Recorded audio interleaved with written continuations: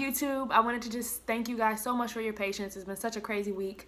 I had so many plans to post so many videos, and then I had 0 time. So I'm here to teach Teyana Taylor, Gonna Love Me. Thank you so much for whoever requested this song. I had no idea. I was asleep on Teyana Taylor. She's amazing. She's a beautiful woman. She's got a beautiful family. And she's doing so many cool things in the business and just in the world. So it was really cool to kind of discover her, and you guys introduced me to her. So thank you for that. So this is going to be a intermediate to advanced lesson. And if you're interested in learning more about R&B guitar, I do private guitar lessons, one-on-one through Skype.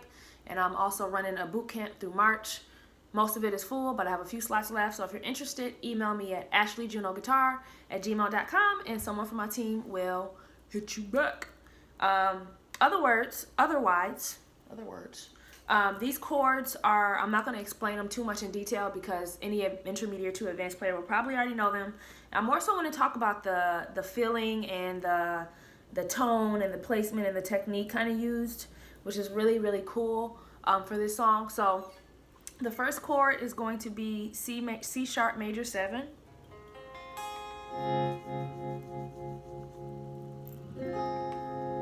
The second chord is C minor 7.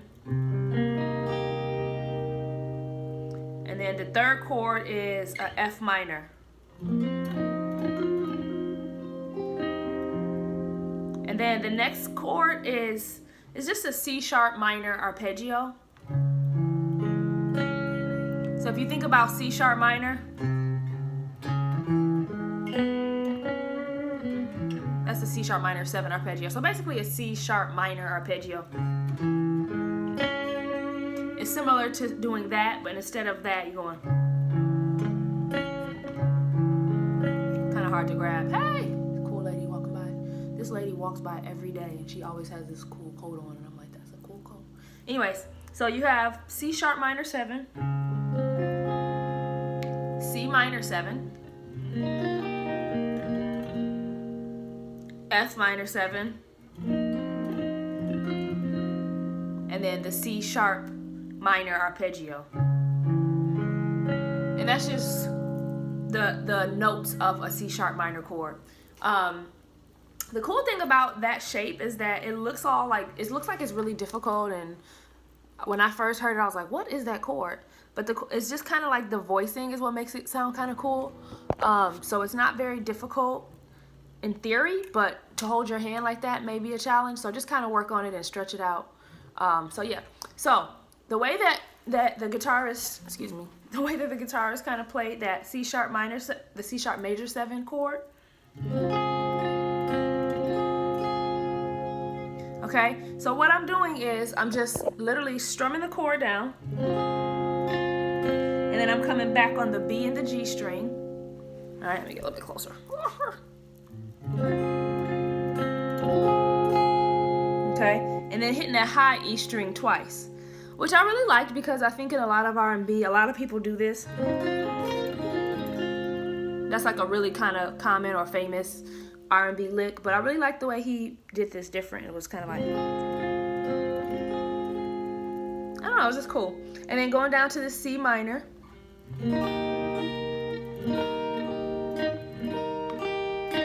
Okay, so you got C minor, and then you put your pinky down on the 6th fret of the high E string, and you're kind of creating a, repeat that same lick over and over again. So again, pinky down, pinky up, and then you're gonna hit the B string over here. You got, and you got to do it like you smooth, like you like in the Temptations or something. You can't just be aggressive with this. You got to be real gentle and like soft. The approach needs to be soft and smooth. So you said, you know how they be in the back of the day. That's what it reminds me of.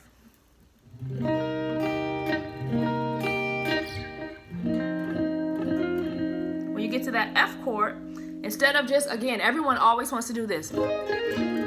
which is cool. I'm not against that, but I love the way, in this song, he kind of took chords that everyone used and did licks that I don't hear a lot, that I actually learned from. So with this one, I'm just playing the A, the D, and the G string, and I'm hammering down on the D string. So you know you got F minor, which is at the 8th fret, starting bar on the 8th fret. You got your, usually you have your middle finger on the 9th fret of the B string, and then your ring finger on the 10th fret of the D string. But instead of having your middle finger down, you're going to just hammer on to the, from the 8th fret to the 10th fret, and you're going to kind of focus on accentuating. So when you're hammering down, you're focusing on the E and the A and the D string. And then you're going to hit the D and the G strings together, so. And then you hammer down with your pinky from the 8th to the 10th fret. So I'm going to do it real slow.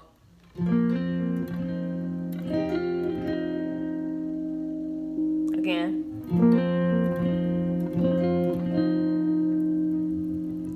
And then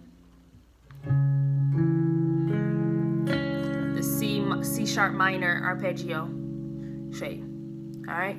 So that's pretty simple, and again, in theory, it's pretty simple. I think the challenging part is to play it like you mean it, and to play it like smooth and soft and sweet, as opposed to trying to like overplay it. And I think that's what I really loved about this song, is that the guitar was so simple and just so tasteful.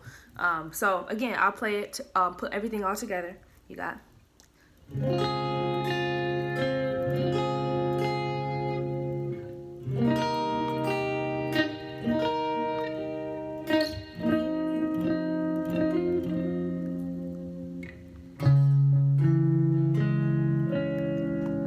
C sharp major, 7.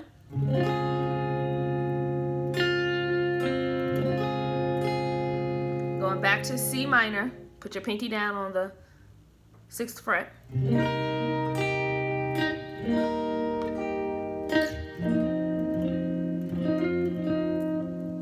then one more time, 8.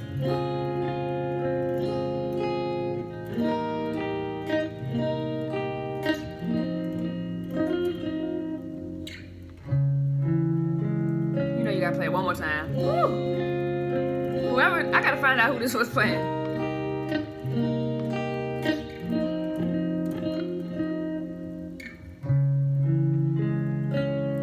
It's just so much fun. It's so cool. It feels, if I can feel it in my own soul. So great job to whoever played that. I have no clue who the actual guitarist on that. But that's pretty much how you play it. If you have trouble with that, practice it. I think when I first heard it, it took me like 5 minutes to sit with it and just kind of do it over and over. And then I was like, oh, okay, this is pretty cool. So I hope you guys enjoyed that lesson. I'll be back for some more lessons soon. Thank you for everyone who has been signing up for the guitar boot camps. Such a blessing and such an amazing opportunity to meet some of you guys and work with all you guys.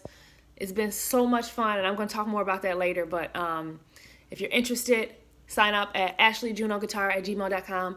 And last but not least, I have a few JUNOcapos left. I was literally just using it. All right, I'm actually about to take this website down. So if you want a JUNOcapo, I have 12 left. And I will never, ever, ever be selling them like this again. So if you want one, you better get one. You know what I'm talking about.